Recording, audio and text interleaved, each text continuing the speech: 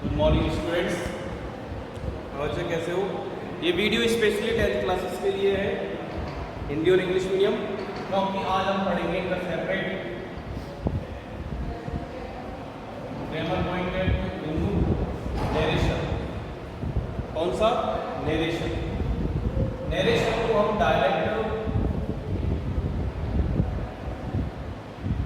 और indirect, direct and indirect क्यों बोलते हैं? क्योंकि ये तो प्रश्न में आएगा, ये तो प्रश्न का स्वरूप है और ये आंसर का स्वरूप है।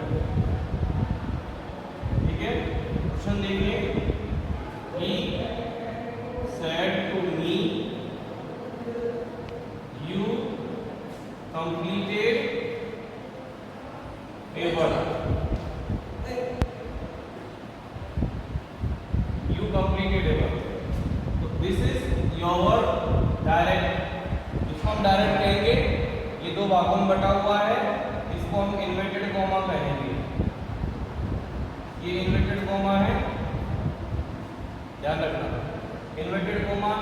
अब ये जो है बाहर वाला हिस्सा, इसको हम रिपोर्टिंग वर्ब कहेंगे। क्या कहेंगे?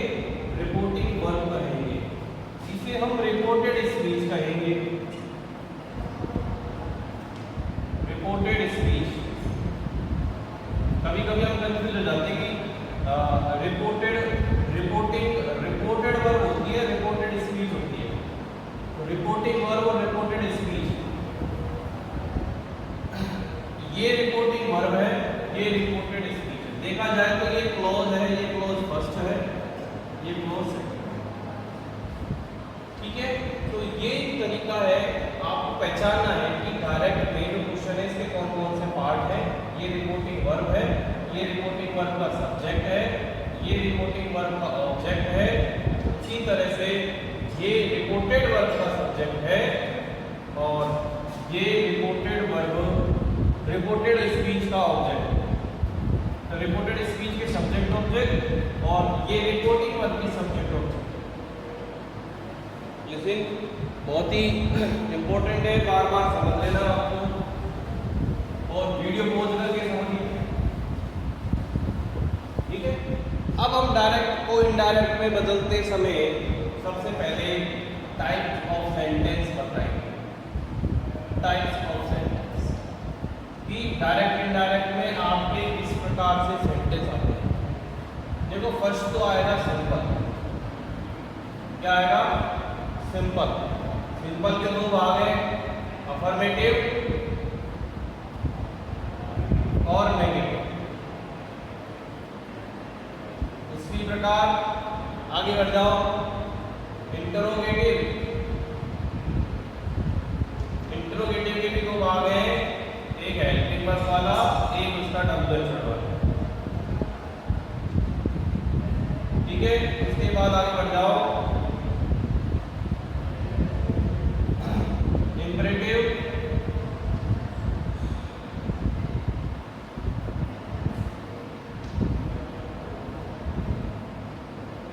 इंपरेटिव इंपरेटिव में आता है रिक्वेस्ट, ऑर्डर और सजेशन। दिखाई दे रहा है आपको? जी। इंपरेटिव में आएगा आपके कौन कौन सा? इंपरेटिव में क्या आएगा? रिक्वेस्ट और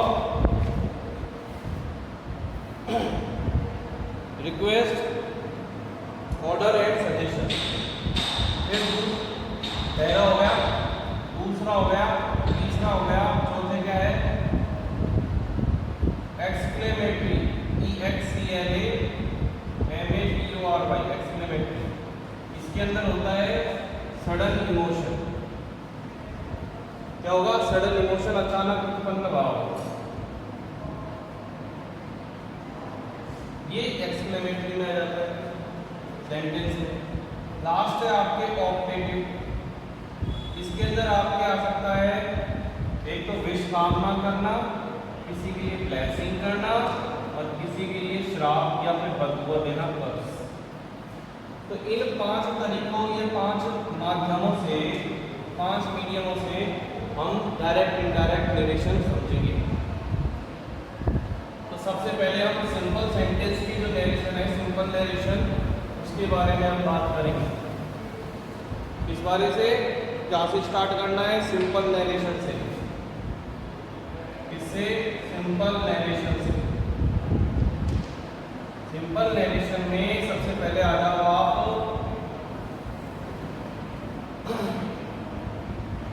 सैड, क्योंकि रिपोर्टिंग वर्ब क्या होता है सिंपल सेंटेंस में? रिपोर्टिंग वर्ब में आपके सैड होता है, सैड टू का हो जाएगा टोल्ड और सैड का रहेगा सैड। ठीक है। दूसरी बात, सेज टू का टेल्स हो जाएगा और से टू का हो जाएगा टेल। केवल से का से रहेगा, केवल सेज का सेज रहेगा। तो भाइयों और बहनों, ये तो है प्रेजेंट, ये तो प्रेजेंट टेंस में है और ये पास्ट टेंस में है। इसमें है पास्ट टेंस में। ठीक है, ये तो पास्ट टेंस में है, ये प्रेजेंट टेंस में, ये आपको ध्यान रखना है। टू आने पर ही चेंज होते हैं, रिपोर्टिंग वर्ब का यही होता है। आगे बढ़िए, बात कर रहे हैं सिंपल नरेशन की, ध्यान रखना। उसके बाद आगे बढ़ जाओ। उसके बाद है आपके इन्वर्टेड कॉमा, इन्वर्टेड, इसको बोलते हैं हम इन्वर्टेड कॉमा। इसके स्थान पर डैट आएगा। अब डैट क्यों आएगा आपको जानना, क्योंकि जो रिपोर्टेड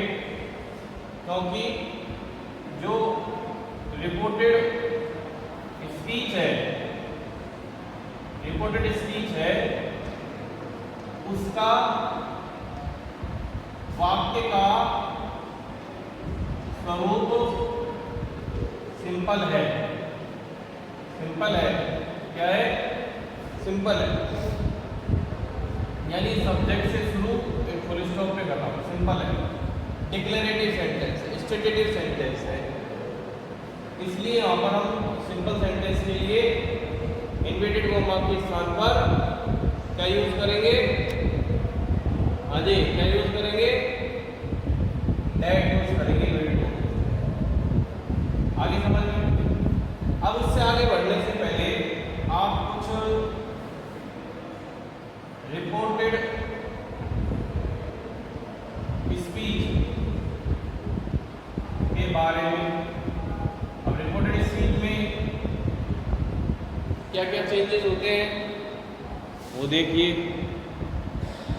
रिपोर्टेड में सबसे पहले आपको चूज करना है पर प्रोनाउन संबंधी परिवर्तन। कौन सा? प्रोनाउन रिलेटेड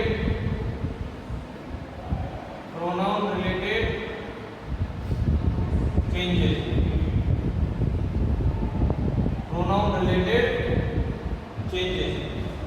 तो प्रोनाउन रिलेटेड चेंजेस में पहले से टेबल बना लो। I, my, me, we, our, us, you, your, you, ये आना चाहिए आपको, और फिर ही, इज, हिम। दिख रहा है आपको समझ में? ठीक है, दो और लिख दो, शी और दे, हर, डियर, तो ये आपके प्रोनाउन संबंधी ये चेंजेस, ये तो क्या टेबल है, चेंजेस कैसे होते हैं तो आपको थोड़ा सा अच्छे से समझना है। देखिए, पहला रूल है,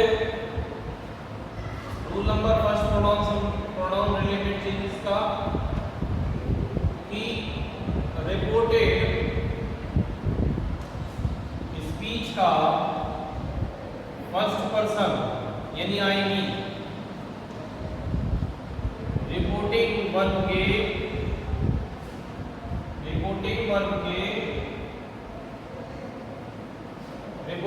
के सब्जेक्ट के अनुसार चेंज होगा। दूसरा रूल क्या है कि रिपोर्टेड स्पीच का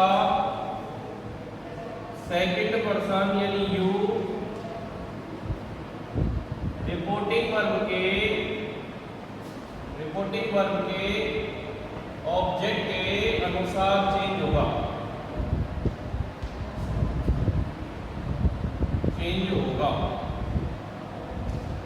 ठीक है।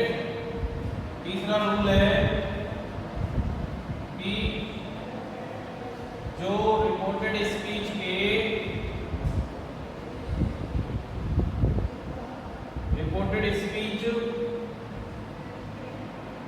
का थर्ड पर्सन नो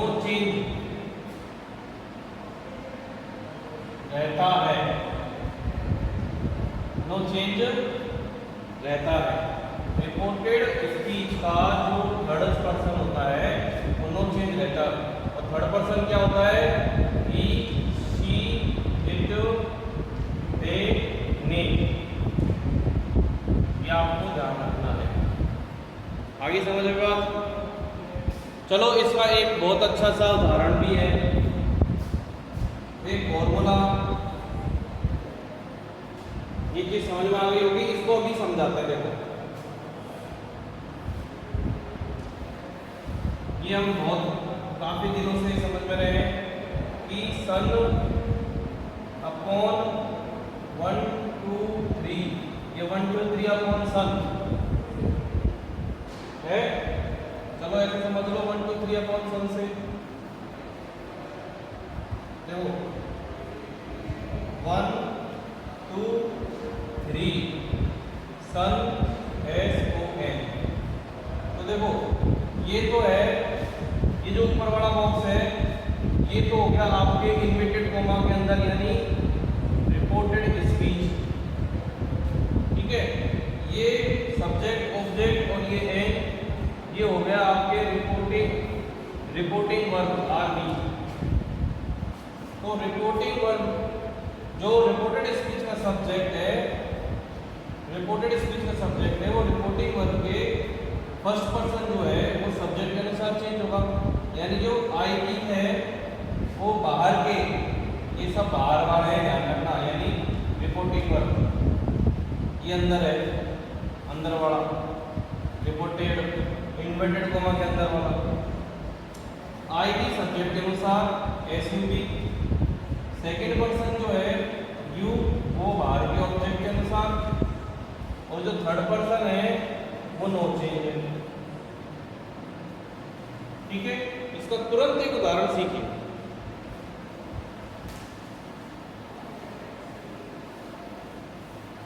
तुरंत एक उदाहरण, ये अभी अपने ताजा सीखा है। जैसे Rajesh says to Meera, Rajesh says to Meera, you gave me a pen। ठीक है, Rajesh says to Meera, you gave me a pen।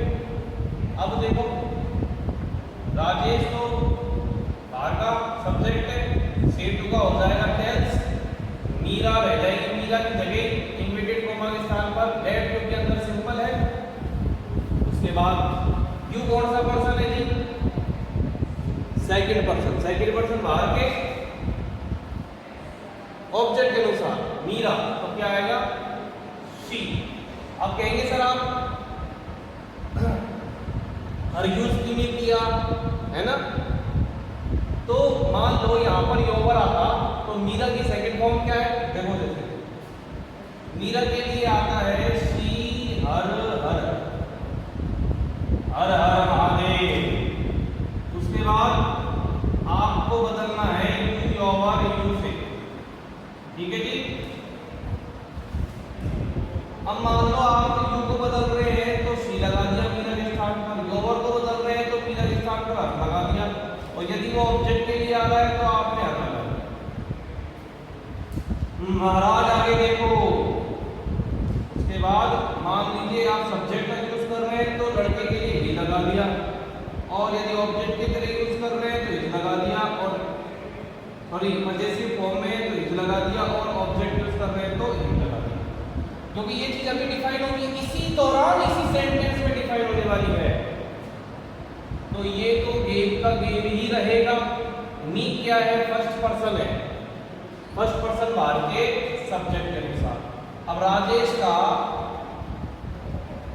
जैसे मी आ रहा है, आई माई मी, और राजेश के लिए कौन सा पर्सन यूज होता है, ही इज हिम, तो मी ऑब्जेक्ट है तो ही का ऑब्जेक्ट क्या होगा, हिम। आगे ना बस समझ में, जो जिस फॉर्म में है उसके हिसाब का। आप मी को किससे चेंज कर रहे हो, सब राजेश के अकॉर्डिंग, तो राजेश के अकॉर्डिंग चेक कर रहे हो तो मी किससे चेंज होगा, ही इज हिम से। अब यहाँ पर जो मी का फॉर्म है वो ऑब्जेक्ट है, तो राजेश के लिए जो प्रोनाउन यूज होता है ही इज हिम, उसका ऑब्जेक्ट हिम होता है, यहाँ पर हिम लिखो और एक है। आ गया ना समझ में। फर्दर नॉलेज के लिए इस वीडियो को बार बार देखते रहें, आपको समझ में आ जाएगा।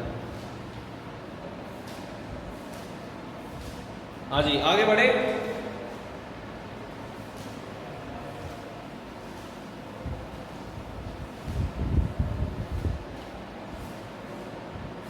नेक्स्ट इसमें क्या चीज बता रखी है कि हमने देखा, क्या हमने समझ लिया, प्रोनाउन संबंधी चेंज हो गया। अब रिपोर्टेड स्पीच के टेंस संबंधी परिवर्तन, टेंस रिलेटेड क्या चेंजेस, ठीक है भाइयों और बंधुओं। अब आ जाओ, ये तो है क्वेश्चन वाला हिस्सा और ये है आपके आंसर वाला हिस्सा, ठीक है जी। आंसर क्वेश्चन यानी ये डायरेक्ट है जी, और ये क्या है जी, ये जी इनडायरेक्ट है जी, ठीक है जी। अब मान लो आपके क्वेश्चन में वर्ब की फर्स्ट फॉर्म आ रही है तो वो बदल जाएगी सेकंड में। यदि आपकी वर्ब की फर्स्ट फॉर्म में ऐसे आई है सारा है इसके साथ, तो ये भी बदल जाएगी सेकंड में। यदि आपके बुलडस आ रहा है तो ये भी बदल जाएगी आपके डिड में, ये ध्यान रखना। और फिर आ जाओ, यदि सेकंड फॉर्म आ रहा है तो हेड प्लस वर्ब की थर्ड फॉर्म में, ठीक है जी। और डिड आ रहा है तो भी वर्ब हेड प्लस वर्ब की थर्ड फॉर्म में। और यदि हेड आ जाता है क्वेश्चन में तो भैया जी ये होगा नो चेंज, ठीक है। यहां पर तक आप समझ गए। अब आप आ जाओ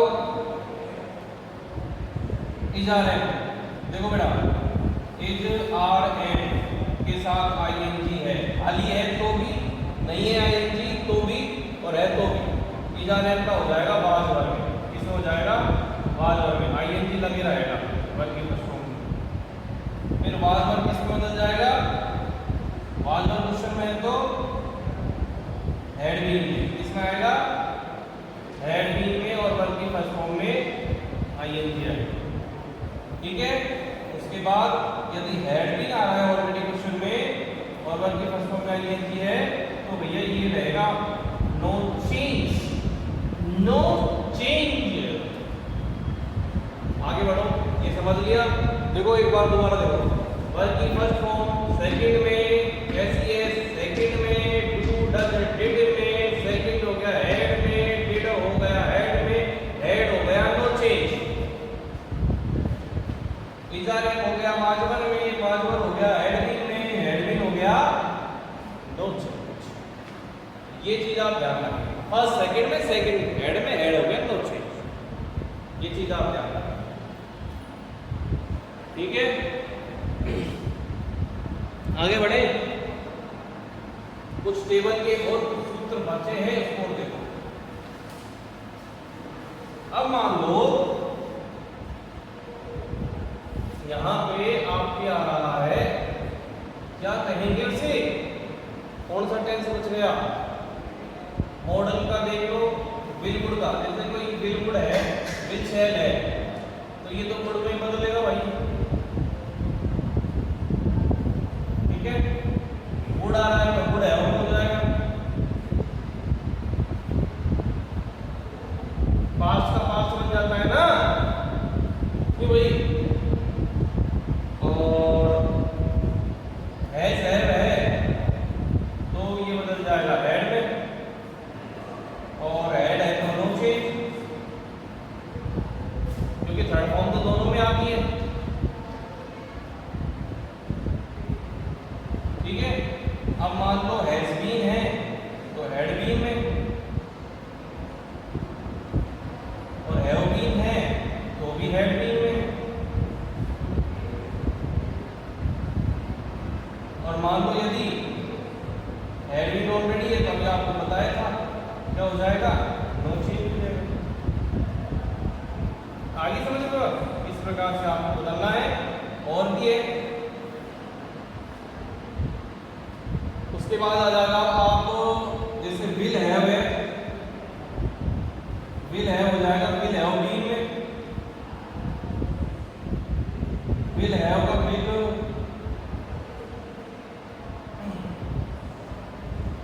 विल हैव का वुड हैव में बदल जाएगा, ठीक है। और शैल हैव का भी वुड हैव में बदलेगा, विल शैल का वुड में बदलता है, इसी तरह वो हैव विल में, इसी तरह से आपको परफॉर्म यूज करना है। अब देखो मॉडल संबंधी हम यहाँ पे समझा रहे थे,